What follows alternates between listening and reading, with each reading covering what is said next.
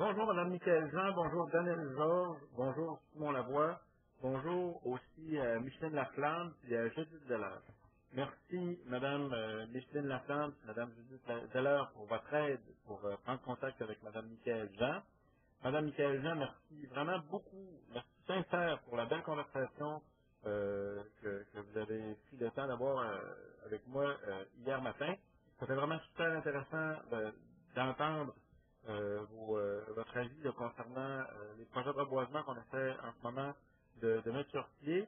J'ai trouvé ça particulièrement intéressant de parler de gouvernance avec vous et de voir la vision que vous aviez concernant le rôle que pourraient jouer les enfants pour améliorer les choses.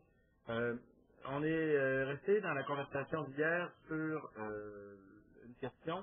On se demandait s'il fallait plutôt encourager les initiatives existantes qui sont déjà là en place sur le terrain concernant le reboisement, ou faire un appel à tous général à tous les enfants du pays pour leur demander, qu'ils soient au sein d'une organisation ou non, de préparer des petits arbrisseaux pour les donner à leurs voisins pour les planter dans leur communauté.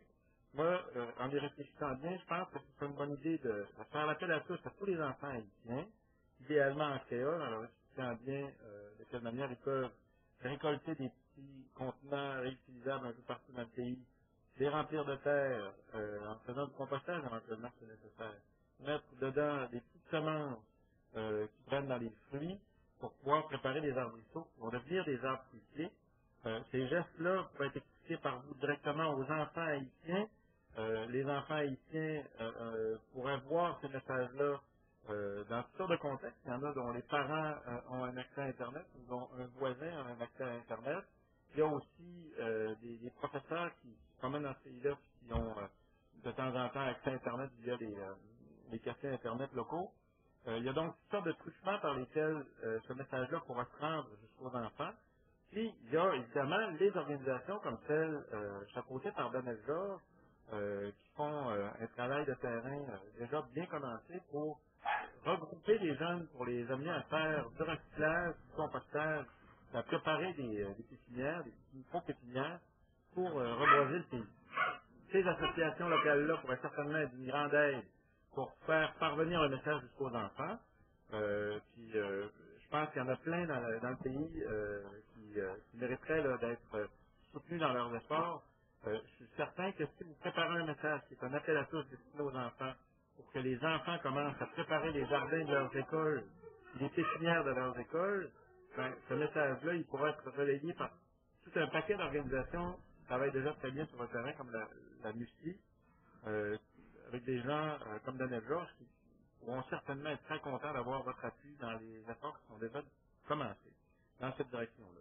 Et en plus, les efforts que vous faites en ce moment à l'UNESCO pour convaincre les pays du Nord de tenir promesse d'aider Haïti à se construire un système d'éducation, ben, ces efforts-là que vous faites auprès des pays occidentaux, je pense qu'ils pourraient être facilités si vous pouviez présenter le travail que les enfants font déjà sur le terrain en Haïti, pour montrer que ces enfants-là, ils travaillent tellement fort qu'ils méritent qu'on leur donne un coup de pouce pour avoir des écoles partout en Haïti.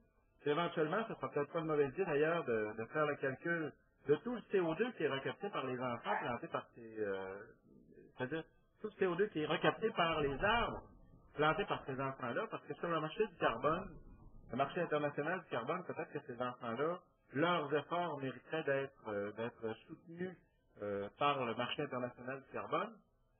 Il y a des gens qui savent calculer ces choses-là, des gens avec lesquels vous pourrez entrer en contact à travers Simon Lavoie, notre ami à Reboiseur du Monde qui s'intéresse à la permaculture.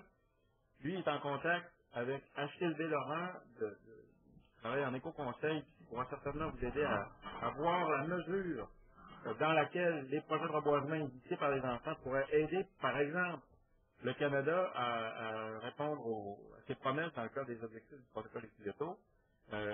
Comment les pays du Nord pourraient donc acheter des crédits de carbone à ces enfants-là d'Haïti, ce serait eux-mêmes donc construire des jardins pour leurs écoles, puis qui auraient peut-être éventuellement même réussi à trouver du financement pour leurs écoles à travers les crédits de carbone sur le marché international que ces jardins-là pourront générer.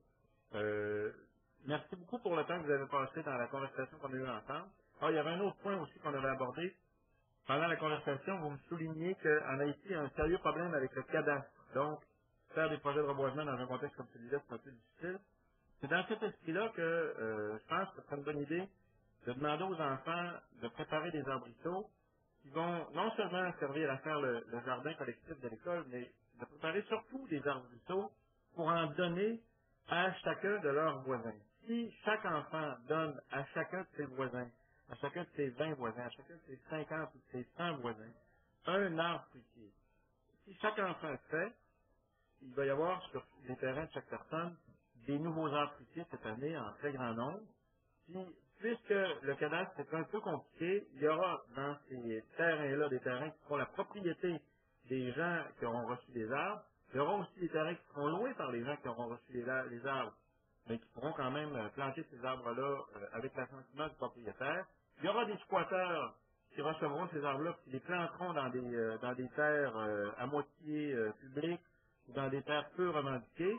Tous ces territoires-là, les terres publiques, les territoires non revendiqués, les terres abandonnées, les terres qui sont la propriété privée d'une personne, ou les terres qui sont louées par une personne, toutes ces terres-là bénéficieront des arbres qui auront été préparés par les enfants pour être donnés à leurs voisins. Puis, ce geste-là montrera aux communautés dans lesquelles ces enfants interviendront, ces gestes-là montreront aux communautés que le bien commun, ça se construit collectivement en se faisant confiance les uns aux autres, en se faisant des dons les uns aux autres, comme le montreront ces enfants-là qui ont préparé des arbres pour donner à leurs voisins. Je pense que c'est un projet qui est intéressant. Votre voix, Mme Jean, dans ce projet-là, a une force particulière. On en a parlé un petit peu dans la conversation qu'on a échangée. Votre voix est vraiment respectée par les enfants en Haïti, même par les jeunes ici au Canada qui sont encore nombreux à vous connaître et à reconnaître vos mérites.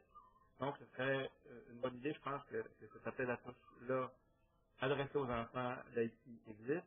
Si jamais vous le faites, faites-le moi savoir. Ça va être un grand bonheur d'utiliser cet outil-là pour motiver les troupes lorsqu'on mettra sur pied des projets avec Reboiseurs du Monde pour contribuer à des petits projets de reboisement en Haïti.